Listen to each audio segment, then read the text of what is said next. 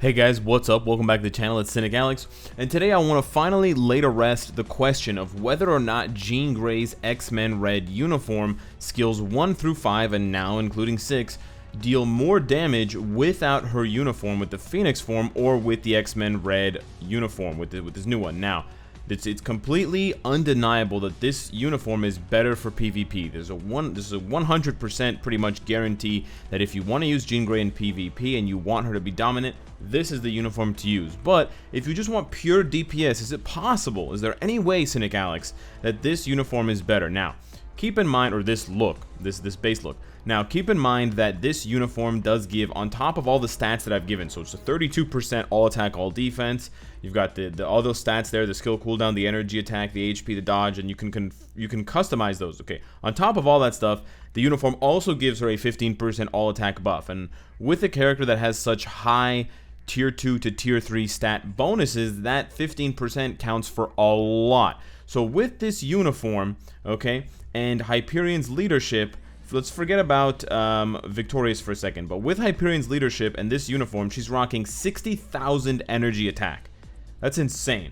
Now you take that off and she's just under 50,000. She's at 49,900. That's the closest that we can get. So we're going to be comparing Jean Grey with Hyperion's leadership and a, static support like Shuri, to Jean Grey with her uniform without Hyperion's leadership, which is 51,000. So there's only a difference of about 1,400 energy attack. This is as close as we can get the two.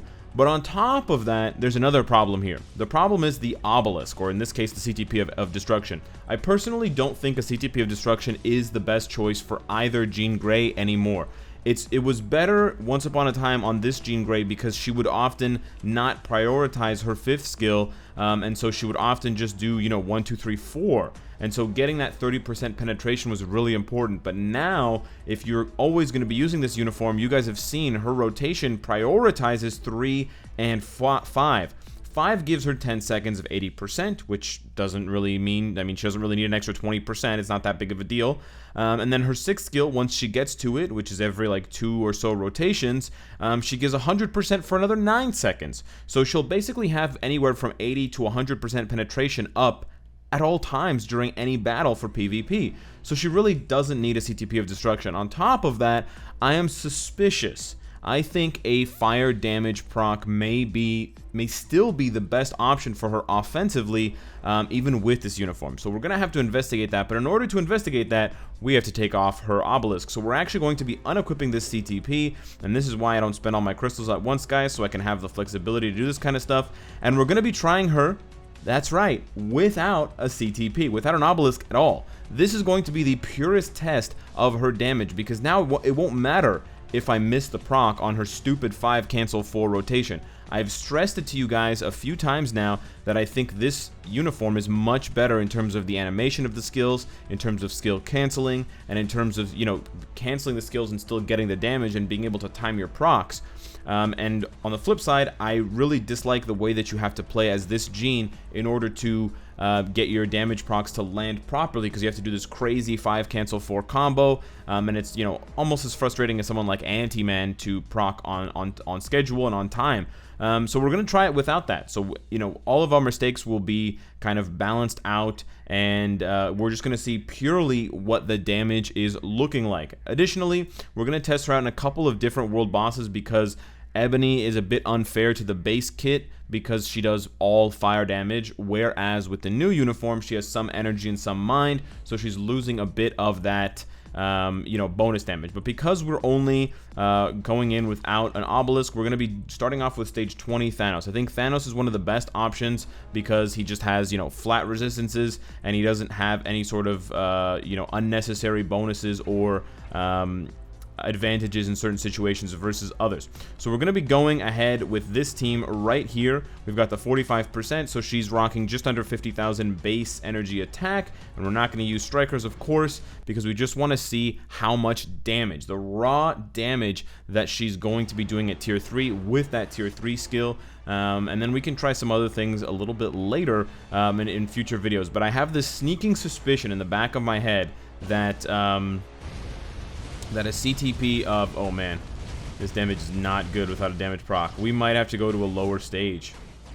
I did not imagine that the damage would be this poor. Yeah, we might have to go. Well, let's just see. We'll go down to, maybe we'll go down to 15 bars.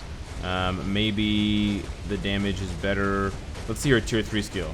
Okay, I have SFX on. I don't remember having SFX on, but we missed most of the tier 3 skill there. That was kind of poorly planned because he went into his iframe. We lost the 5th skill damage there because I was because he was iframing. I don't know, it got canceled for some reason. Additionally, I think in the last video I was discussing the skill cooldown, and I mentioned that her new uniform has better skill cooldown. Wow, I got snared there.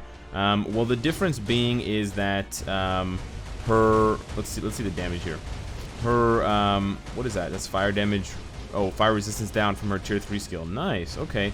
So yeah, there's a real synergy there with the fire damage because her tier 3 skill has fire damage reduction or fire resistance reduction. Is it her tier 3 skill or not?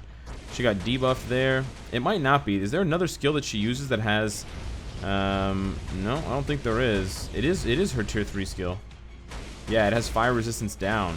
So yeah, the fire resistance down on her tier 3 skill definitely synergizes not only with her existing skills that deal fire damage, but also with the idea that an obelisk. So that took about a minute and a half. I'm going to give her a bit of the benefit of the doubt. I'm going to say a minute and 20 seconds because we got snared.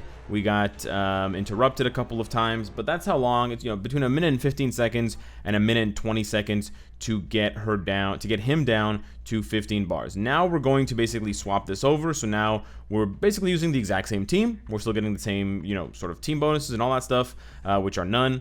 But now we're using her leadership, but she should have a very similar energy attack stat. And again, there's no obelisk to proc on, so we don't have to worry about the rotation. We don't have to worry about the timing. We don't have to cancel skills.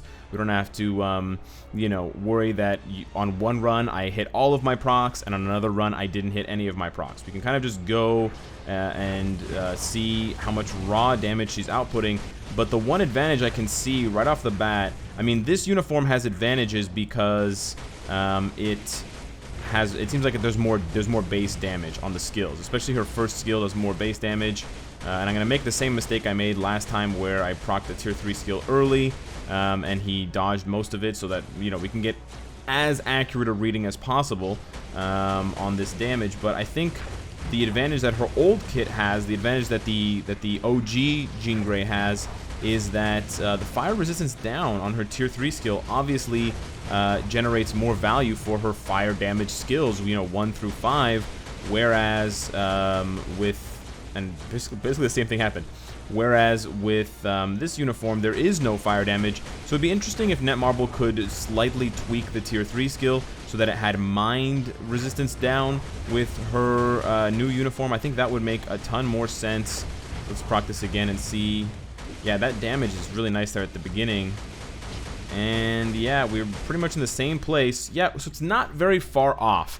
But I do honestly think that her kit now is better and it has more consistent damage overall.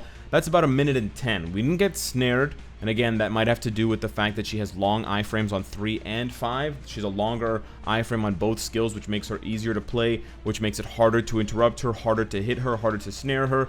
Maybe if I had played perfectly with the previous kit, we would have reached a very similar time, but it's not that far off. I said a minute 20 for the old uniform, or for the old look, and this was a minute 10. So very, very similar. Now we're going to go into a stage 30 of Ebony. We're actually going to go a little bit higher. We're going to go to a stage 35 because my raid level is quite high. And this time we're going to try first with this base kit, or with this uniform. I keep switching them up. Base kit, non-uniformed look, OG look, whatever you want to call it. X-Men Red Jean Grey. That's what we're going to call it. Okay, we're going to start off with X-Men Red Jean Grey, and we're going to see how much damage she's able to do, and then we're going to go back and compare this to the other Jean Grey. Now, we're just going to try to go as fast as we can. Not as fast as we can, but we're not going to wait for that because we're not proccing on an obelisk anyways, so we don't care too much about that first 3 seconds worth of damage reduction. We're just trying to get this tier 3 skill off, and it seems like it's going to do pretty decent damage. A lot of the damage appears to be at the beginning, and he's going to get some dodges in. He's going to get some interruptions in. Hopefully you can try to freeze him with your second skill just before you cast that, but that's not bad.